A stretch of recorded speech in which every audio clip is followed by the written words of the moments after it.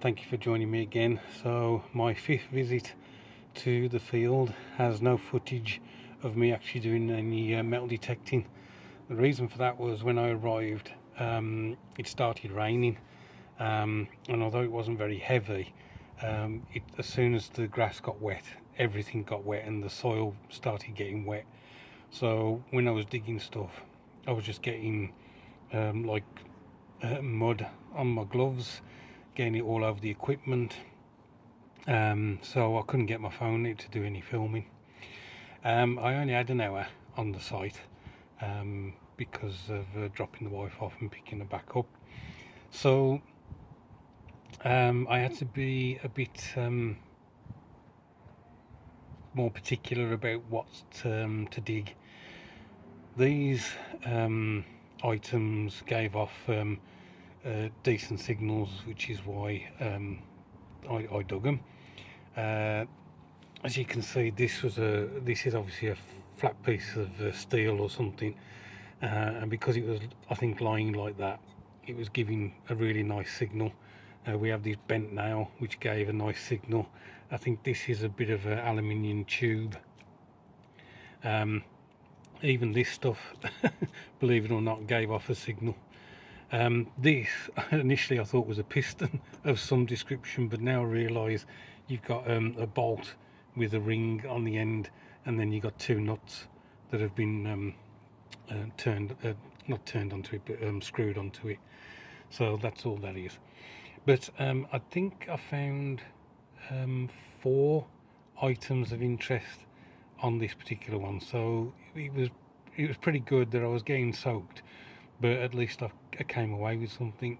So I just want to show you some photos of the state my gear was in after I'd finished, and then we'll have a look at the 4 finds that I brought away from the field.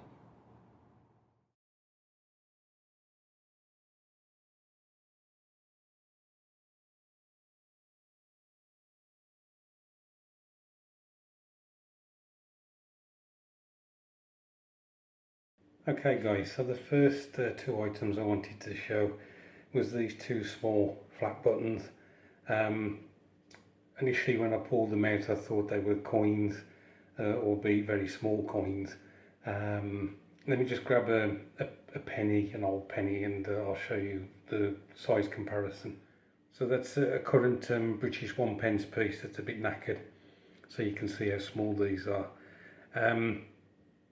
This one on the left, as you can see, it's got a bit of a design on it. I don't know whether it was gilded at some stage. And if I flip it over, you can see that it's still got the shank on there, which is pretty cool. Now this possibly dates to 18th century, 19th century. I have tried to investigate a bit further on this. It is a stamped brass button, and it has got wording on the back. I think it says Dudderston, but that's all I can make out at the moment. And the more I try and reveal evidence from it, the more I might actually think I'm taking off, but there we go. So Dudderston is in Birmingham, and it's in the Nechells ward at present.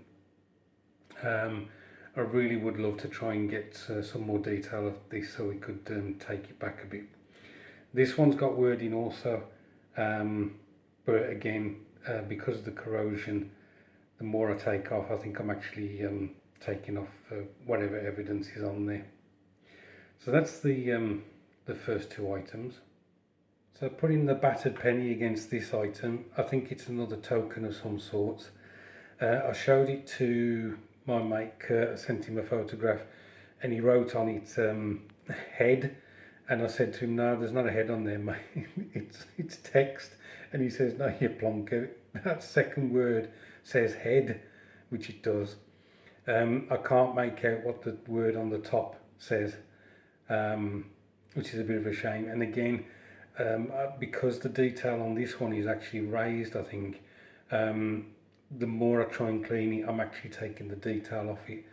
I mean, at the end of the day, these are so badly, or so far gone, condition wise, that I may just attempt to get as much information and not worry too much about whether they get ruined. They're not particularly, the buttons I may keep, but this, for instance, it's like it's in such bad condition that I may not actually keep it. So any information I can get off that would be great. If we look at the back of it, so that's the back, and again, you know, it's really badly corroded. So I doubt whether I'll get anything off that. If I do find anything more, then I will of course do an update. There was one last item that I found on this wet visit to the field, and I shall grab that now. So here it is, guys, and this gave off a really nice signal, possibly because I think it's copper. Now can you see just at the top here, you got a bit of brown, and there's a bit of brown actually within the in that divot that's in it. I think that was enamelled at one stage, a dark brown. Now initially I was cleaning this up, and it's got a hollow, I'll just try and get the camera to focus, got a hollow end to it, and so I thought, you know what, I'll get the crap out of that. And so I was digging the soil out of it, and then these two springs appeared. I think it's two separate springs and not one that's broken. So those two springs were inside this this item. Initially I thought it might be the top of a pen that you push down, and you know, it clicks it on or clicks it off. But then I realised that modern day ballpoints, the springs are actually inside the body of the pen, not in the top of it. So then I took it to, I didn't take it, there's a chap who lives 2 doors down, and he actually volunteers at the Pen Museum here in Birmingham. So I showed it to him, and initially he thought it might be a reservoir for, you know, the fountain pens. Might be a reservoir for that, but I don't think it is at all, and I don't think he basically came to any conclusions. So the other thing I thought it might be, if you're having to press this thing down, but it's got a spring back up, I wonder if it was like an atomizer or something, like for perfume. So you press this down and it would release some perfume in some way.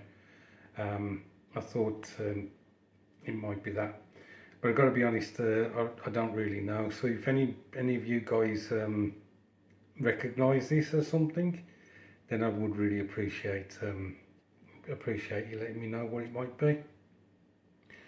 As I say, this material here I think was copper, gave off a really nice signal.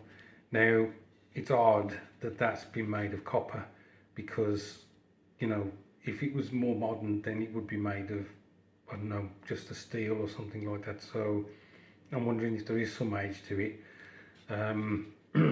but you know, I'm not so sure about the springs, whether they're of any particular age.